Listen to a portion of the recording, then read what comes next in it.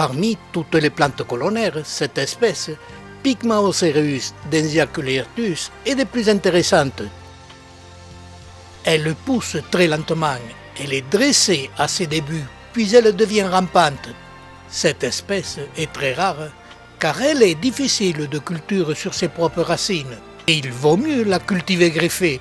Celle-ci est greffée sur Trichocereus pacchianus. Très bon porte-greffe, mais pour cette espèce, il est très mal adapté car il est trop puissant. Il n'arrête pas d'émettre des rejets qu'il faut sans cesse enlever. Mais le plus intéressant pour cette espèce, ce sont ses aiguillons, très nombreux et pectinés, qu'il faut observer de très près. Cette formation d'aiguillons est très rare dans la famille des cactacées. Et malgré la puissance du porte-greffe, cette espèce ne se développe que de 1 à 2 cm par an. Et il faut attendre près de 10 ans avant de voir apparaître les premiers boutons. Mais ensuite, ce sera la récompense. La floraison durera du mois de mai jusqu'au mois d'octobre.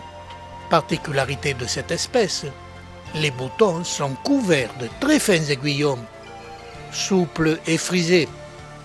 Ils apparaissent presque toujours solitaires les uns après les autres et sont plus ou moins couverts de ces fins aiguillons. S'il fait très chaud, ils sont plus longs et plus nombreux et deviennent presque inexistants sur la floraison en fin de saison. Même la couleur des boutons a changé, brun violacé quand il fait très chaud, et deviennent roses en fin de saison. Ceci nous indique que cette espèce protège les boutons d'un ensoleillement très violent, car elle est originaire du Pérou et prospère en altitude. Ceci nous montre l'adaptation de cette espèce et sur un temps très court. Les fleurs de 7 à 8 cm de diamètre durent 2 à 3 jours, suivant l'ensoleillement. Et elles sont très belles avec leurs nuances de couleurs.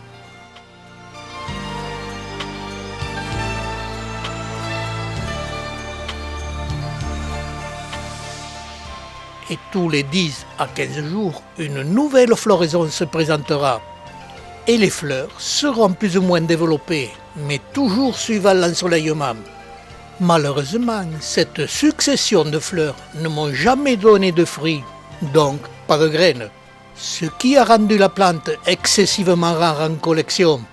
Et j'ai pourtant espéré, car les fruits se forment, mais il n'y a jamais de graines, ce qui a contribué à la disparition de cette espèce en collection.